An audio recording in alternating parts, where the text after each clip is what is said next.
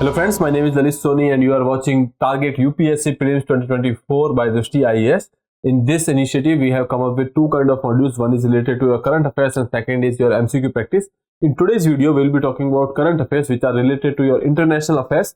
So, international relations, it will be the fourth episode. There are three more episodes which has already been uploaded. You can go and watch these videos. So, let's start with the fourth one and we'll start with the first of our title, that is China Stapled Visa. Now, what is stapled visa? We will see. Before that, we will see why China is doing such things. Okay. So, what China is doing in the recent years, in you can say around after 2005, what they have started doing is that in certain areas like Ladakh, and when we are talking about Arunachal Pradesh, they are giving stapled visa and not the normal visas which are given on the passport. Like whenever you are traveling from one country to another country, your passport will be stamped with other seal of a country where you are going over there. Okay, so that is a permanent proof that you have been to that particular country. Okay, now passport says that you are a citizen of a particular country and you are traveling to second country. Okay, now China says that the part of Aksai chain and there are certain areas of Arunachal Pradesh which are part of their own territory, and that is why they are not giving the permanent visa but they are giving stapled visa. What they will do is that they will take your passport, they will punch a receipt over there and then stamp on that. And when you are leaving back from the China and you are coming back to the country, then they will take off that particular slip. Okay, so now China is not giving you the permanent visa but they are giving you stapled visa. Okay, now let's see. Last year China issued stapled visa to 3 athletes of Indian team, that is they are residents of Arunachal Pradesh. Okay, then India strongly opposed this this particular incident at international level. Issuance of stapled visa began in 2005. Since 2005, such visa has been issued by China to residents of Arunachal Pradesh as well as Ladakh. Okay, because these are the disputed area wherein China is saying that these are part of their own territory. Okay, now when we are talking about these issues, we will be seeing what issue India and China has with respect to border.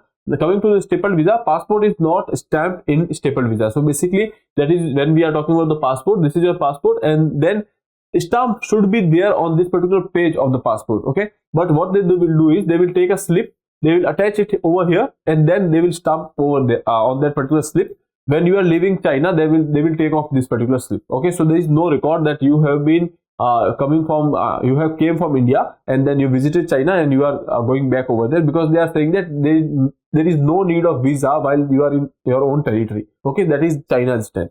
Now instead they are attaching another paper and that is stamped and stapled to the passport. Regular visas are affixed to the passport with the stamp, but stapled visa are affixed to passport with a pin. Okay, for this reason, this visa cannot be this visa can also be separated. As I told you, they will tear off that particular receipt. Now, issuance of stapled visa is part of China's ongoing territorial dispute with India over Arunachal Pradesh as well as Ladakh. So that's the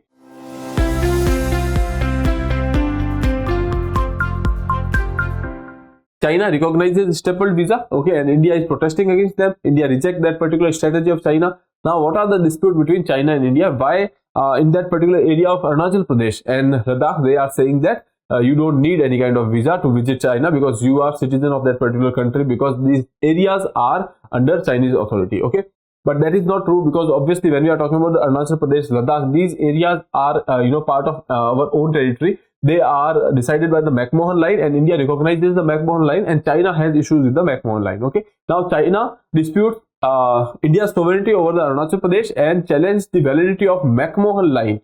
Okay, the boundary between Tibet and British India that was agreed upon by the Shimla Agreement of 1914. Okay, so in this particular agreement of 1914, Shimla Agreement. So in this particular agreement, British India, China and Tibet, they decided the territory, they decided with the McMahon line. They have come up with the McMahon line in 1914, and China later said that they are not recognizing this particular line. China's claim to disputed area reflects disagreement on the line of actual control. When we are talking about the Ladakh area or the northern sector, or you can say when we are talking about the LAC line, that boundary with China, and the western sector of that particular boundary, there we have LAC, okay, line of actual control. as a result of which problems like infiltration into Indian territory are often seen. Okay, so these are certain things which are happening on the border. Here you can see this is Indo-China border. Okay, so when we are talking about this particular border, here you can see that there is this boundary, that red line is basically boundary with China. Okay, now it is divided into three sectors. One is your western sector, that is your LAC area. Then we have central sector, and then we have this eastern sector. Okay, so when we are talking about the most dispute, they are in this particular area of you can say western sector and in the eastern sector. Central sector is not having much of the issues. Okay, so here you can see this is Nepal basically. Okay,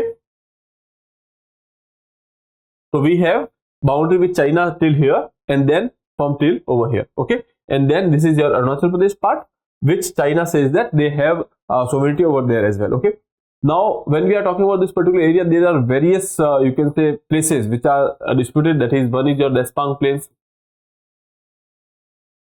Despang Place, that place, that is 𝐸𝐻𝐒 𝐏𝐫𝐞𝐥𝐢, we have already discussed that place. Then we have this Demchok.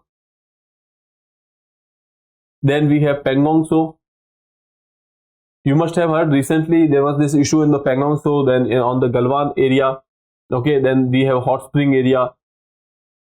Okay, Gogra Hot Spring was there. Okay, so these are some areas where China keeps doing this infiltration activities, or you can say aggression they are trying to show. Okay, so along the LAC, when we are talking about, these incidents keep happening. Now when we are talking about this particular area of Arunachal Pradesh, or this particular sector, that is the eastern sector of our border with China, what issue is there is that when we are talking about China, China is a water scarce country, and when we are talking about this particular river, that is Brahmaputra, that comes something like this and then enters into India. This area is with China, and most of the course of Brahmaputra is with China only. But the thing is, they don't have storage area, because this area which China has, Brahmaputra, these are basically hilly areas, slopy areas. Okay, and because of which water storage is not there. And ultimately, when Brahmaputra enters into India in Arunachal Pradesh, there is some storage area, or most of the storage area of Brahmaputra is over here, and that is why this area is quite important for China. Okay, and that is why China keep asserting that this particular part of Arunachal Pradesh, that is part of southern Tibet. Okay, and Tibet, they say that is their own territory, and that is why there are these issues over here. So in this particular area of Arunachal, and then this area that is 𝐾𝐲 and Ladakh, so here they are not giving you visa, they are giving you stapled visa. Okay, I hope this is clear. Now we can move further to the next article, that is related to your Abraham Accord. Now these countries of Middle East has been in news recently. You must have heard about Israel issue. Okay, and when we are talking about Israel, Israel has when we are talking about history, Israel does not have very good ties with the Arabian countries. Okay, the Arab world, when we are talking about, they do not have very good ties. But with this Abraham Accord, or recently they were trying to go for a diplomatic ties with this particular area. So when we are talking about the Abraham Accord, it was signed first by UAE.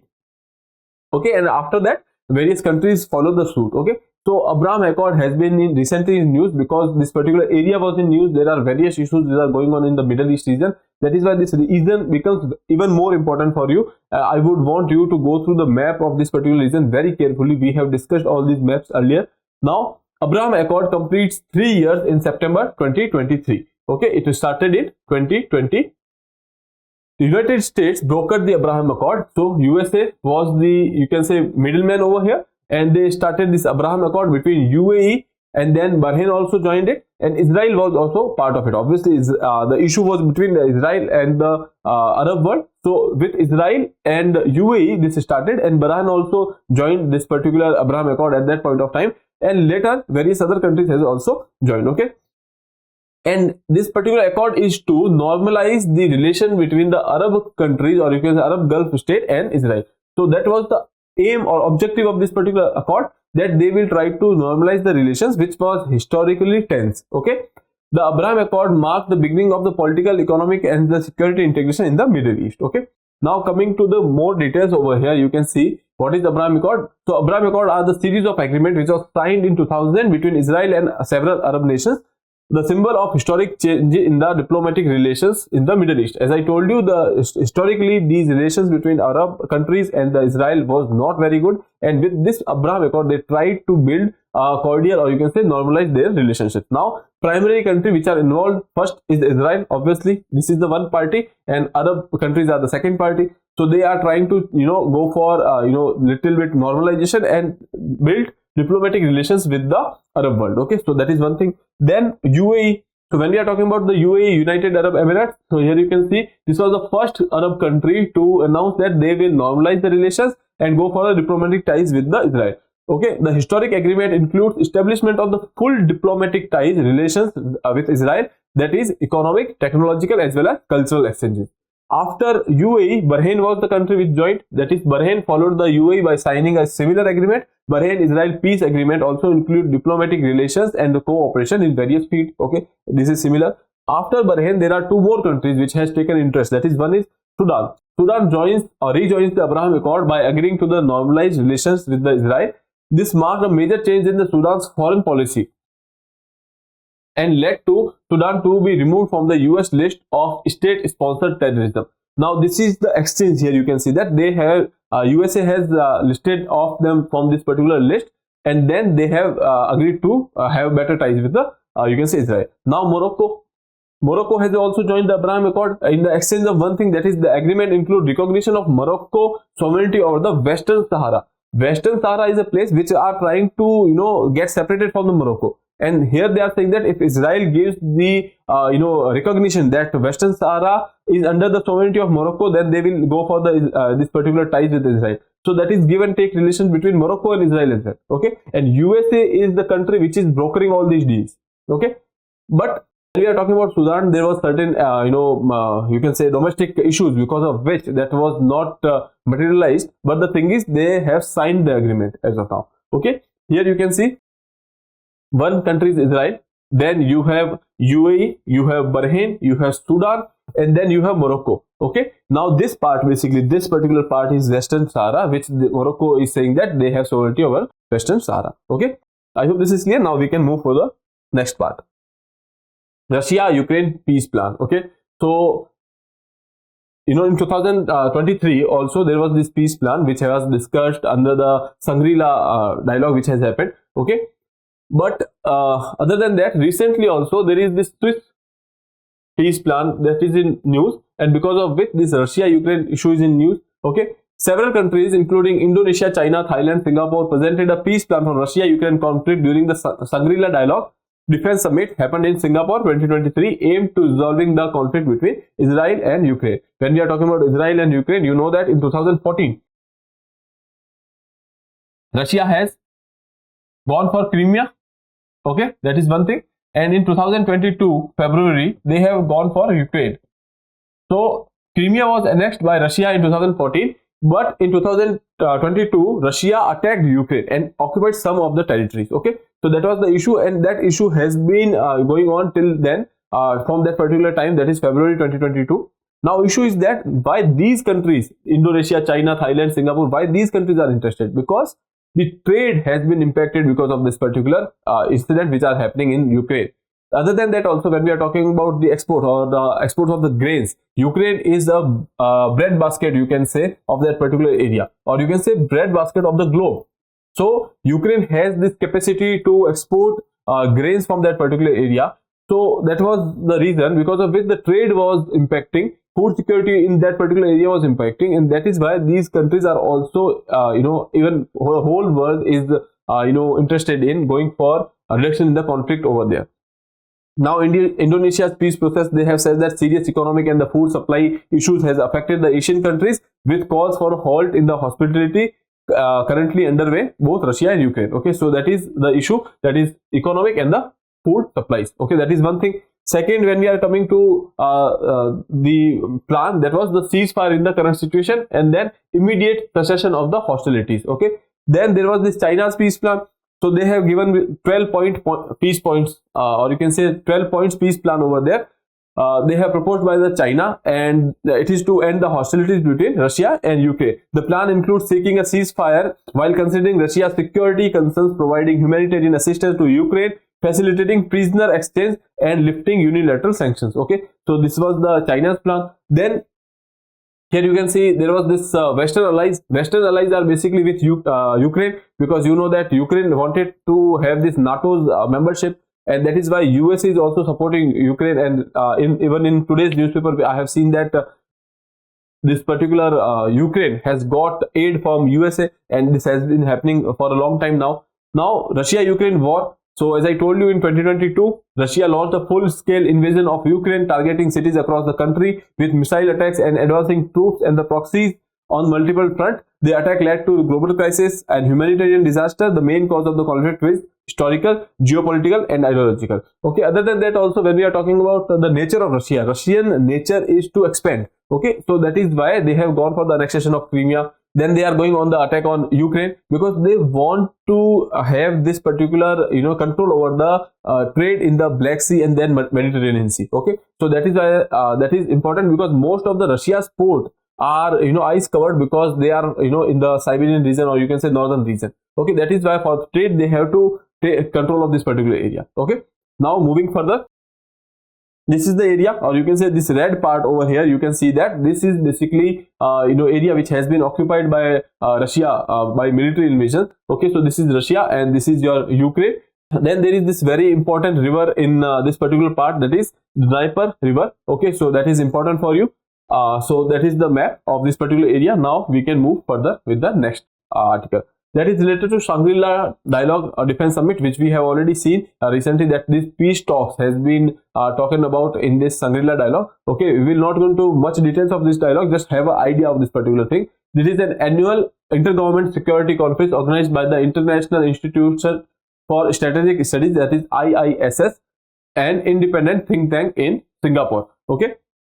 Now, what is the objective? Objective is to create a sense of community and the prompt practical security cooperation among the most important policy makers in the defense and the security community in the region. So basically, this is about the security and the you can say sense of community in this particular area. Okay.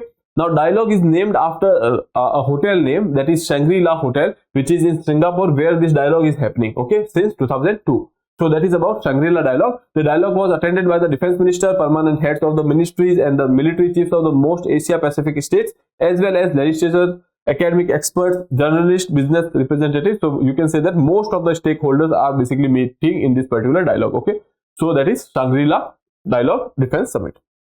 So Five Eyes Alliance. So basically this alliance is in news because of the tensions between Canada and India. They arose because of some comment which was made by you can say Canadian Prime Minister at that point of time.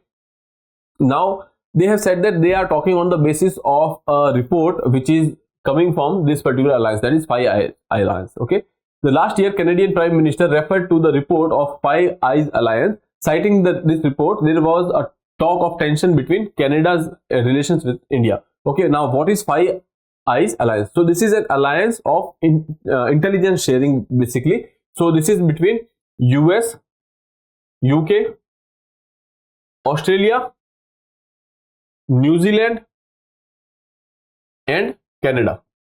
So these are the 5 countries among which there is this particular alliance, and they are going for the intelligence sharing between each other. Okay, so Five Eyes is an intelligence alliance that includes countries including Australia, Canada, New Zealand, United Kingdoms and United States. These countries are parties to the multilateral UK-USA agreement, a treaty for joint cooperation in the signal intelligence. Okay, so basically that is how it is started. Here you can see characteristics of the organization. These partners nations exchange intelligence extensively as a part of cooperation within one of world's closest multilateral agreements. Okay, then it was expanded. It is now 9 eyes. Here you can see, and with 9 eyes they are also having 14 eyes alliance. Okay, so basically earlier there was five countries, then 4 more was interested, they have also been included in that. Then again there was 5 more countries which has been included over here. Okay, so 9 eyes grouping extend to Netherlands,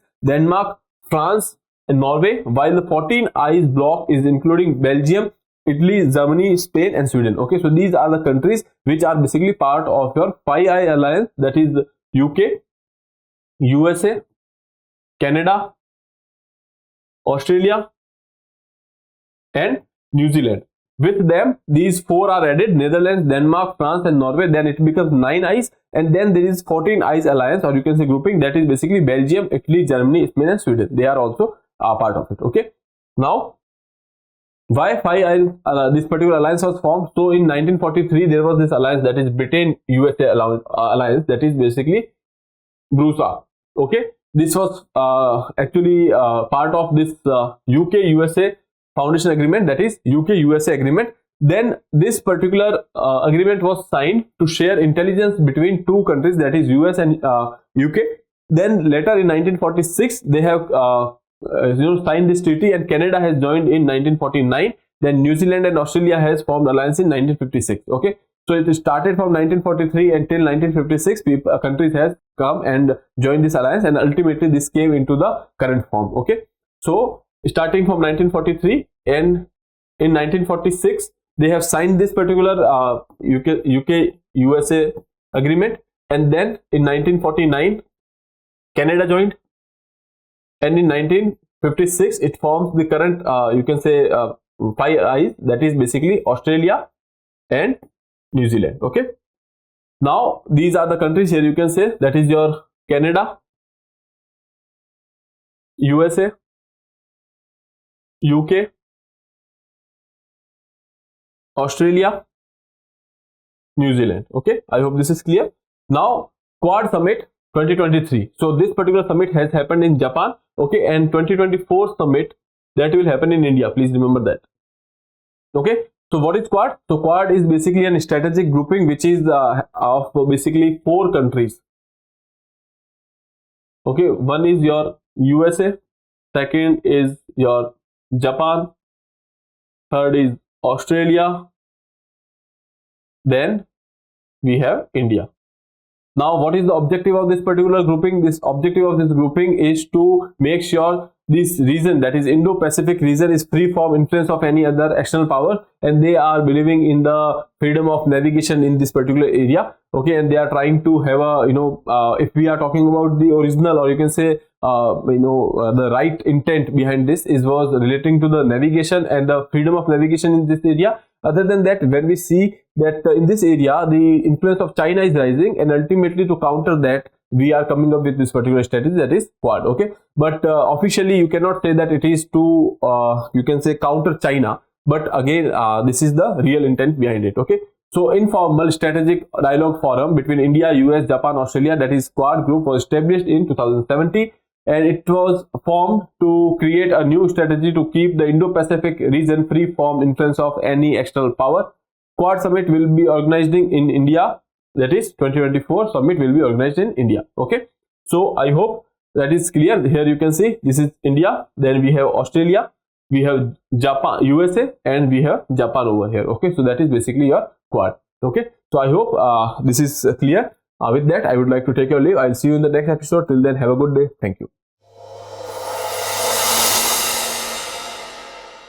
For more informative content, like, share and subscribe, and do not forget to press the bell icon to get the notifications.